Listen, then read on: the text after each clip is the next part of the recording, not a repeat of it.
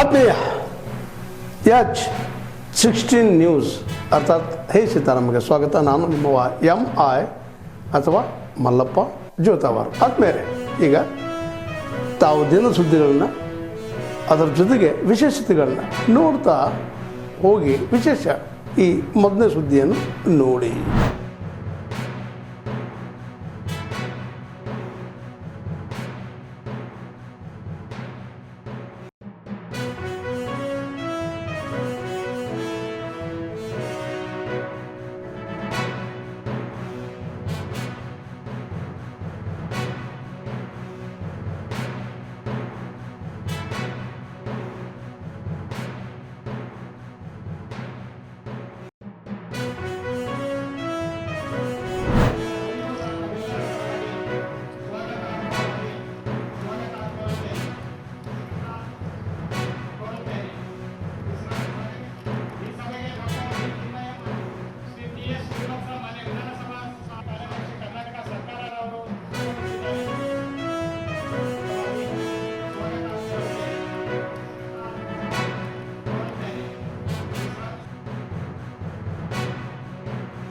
ನಂದಿಧ್ವಜ ಪೂಜೆ 21ನೇ ತಾರೀಕು, ಅದೇ ಅಕ್ಟೋಬರ್ 10 ತಿಂಗಳು 26ರಂದು ಮಧ್ಯಾಹ್ನ 1 ಗಂಟೆಗೆ ನಡೆಸಿದ್ದು ಈಗಾಗಲೇ ದಿನಾಂಕವನ್ನು ನಿಗದಿ ಮಾಡಲಾಗಿದೆ. ಜಂಬೂ ಸವಾರಿ ಪುಷ್ಪಾರ್ಚನೆ ಕೂಡ ಅದೇ ದಿನ 21ನೇ ತಾರೀಕು ಅಕ್ಟೋಬರ್ 4 ಗಂಟೆಗೆ ಅದನ್ನು ಪರಂಪರೆಯನ್ನು ಉಳಿಸ್ಕೊಂಡು ಮಾಡೋಂಥದ್ದು ಸಂಪ್ರದಾಯವಾಗಿ. ಸೊ ಈಗ ಅನೇಕ ಸಲಹೆಗಳೆಲ್ಲ ಬಂದಿದೆ. ಸೊ ಕಾರ್ಯಕಾರಿ ಸಮಿತಿಯ ಒಂದು ರಚನೆ ಮಾಡಬೇಕಾಗಿದೆ. ಅದು ಕೂಡಲೇ ನಾನು ಒಂದು ಸಮಿತಿಯನ್ನು ರಚನೆ ಮಾಡ್ತೇನೆ. ಏರ್ ಶೋ ಕೂಡ ಈಗ ಆಹ್ವಾನವನ್ನು ಸೆಂಟ್ರಲ್ ಗೌರ್ಮೆಂಟ್ ಅಂತ ರಿಕ್ವೆಸ್ಟ್ ಮಾಡಬೇಕು ಅಂತ ಕೂಡ ಒಂದು ಅಭಿಪ್ರಾಯ ಬಂದಿದೆ. ಅದು ಕೂಡ ನಡೆಸ್ತೇವೆ. ಅದು ಕೂಡ ಮನವಿಯನ್ನು ನಾನು ಮಾಡ್ಕೊಳ್ತೇನೆ. ಯಾರು ಕೈಲಿ ಅದನ್ನು ಉದ್ಘಾಟನೆ ಮಾಡಿಸ್ಬೇಕು ಅನ್ನೋದನ್ನು ಜವಾಬ್ದಾರಿಯನ್ನು ಈ ಸಮಿತಿಯವರು ಮುಖ್ಯಮಂತ್ರಿಗಳಿಗೆ ಕೊಟ್ಟಿದ್ದಾರೆ. ನಾನು ಕೆಲವೆಲ್ಲ ಚರ್ಚೆ ಮಾಡಿ ಸಮಾಲೋಚನೆ ನಡೆಸಿ ಆ ತೀರ್ಮಾನವನ್ನು ಮಾಡುತ್ತೇನೆ.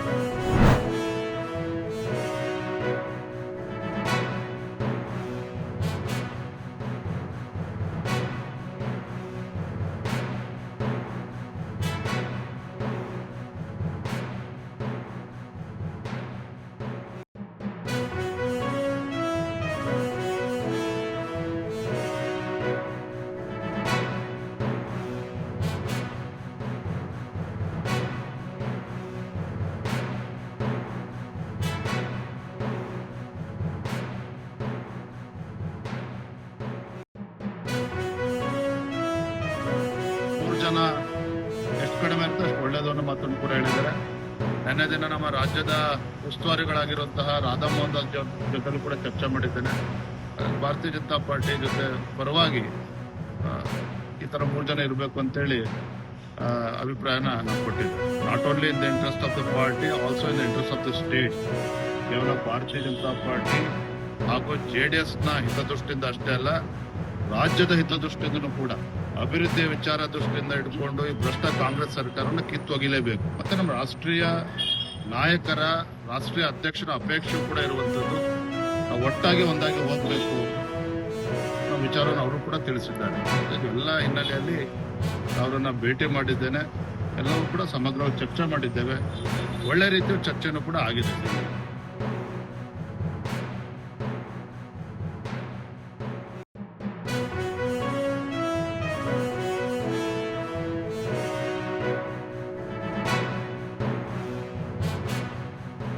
ಹಿರಿಯೂರು ಆಗಿರ್ಬೋದು, ಧಾರವಾಡ ಇರ್ಬೋದು, 2 ಕ್ಷೇತ್ರದಲ್ಲಿ ನಾವು ಗೆಲ್ಲಬೇಕು. ಹಾಗಾಗಿ ಯಾವುದೇ ಗೊಂದಲಕ್ಕೆ ಅವಕಾಶವನ್ನ ನೀಡದೇನೆ, ಬಿಜೆಪಿ ಹಾಗೂ JDS ನಡುವೆ ಯಾವುದೇ ಒಂದು ಗೊಂದಲಕ್ಕೆ ಅವಕಾಶವನ್ನು ಕೊಡದೇನೆ ಯಾವ ರೀತಿ ಚುನಾವಣೆಯನ್ನು ಎದುರಿಸಬೇಕು, ಹಿಂದೆ ಆದಂಥ ತಪ್ಪುಗಳನ್ನ ಸರಿ ಮಾಡ್ಕೊಂಡು ಯಾವ ರೀತಿ ಒಟ್ಟಾಗಿ ಹೋಗ್ಬೇಕು ಇವೆಲ್ಲವನ್ನು ಕೂಡ ಚರ್ಚೆ ಮಾಡಿದ್ದೇನೆ. ಅವರು ಕೂಡ ಒಪ್ಪಿಗೆ ಸೂಚಿಸಿ ನಾನು ತೀರ್ಮಾನ ಮಾಡುವಂಥದ್ದಲ್ಲ, ನಮ್ಮದೊಂದು ರಾಷ್ಟ್ರೀಯ ಪಕ್ಷ, ರಾಷ್ಟ್ರೀಯ ನಾಯಕರು ತೀರ್ಮಾನ ಮಾಡಬೇಕಾಗ್ತದೆ. ನಮ್ಮ ಪಕ್ಷದ ಅಭಿಪ್ರಾಯವನ್ನ ಮಾನ್ಯ ಕುಮಾರಸ್ವಾಮಿ ಅವರು ತಿಳಿಸಿದ್ದೇನೆ.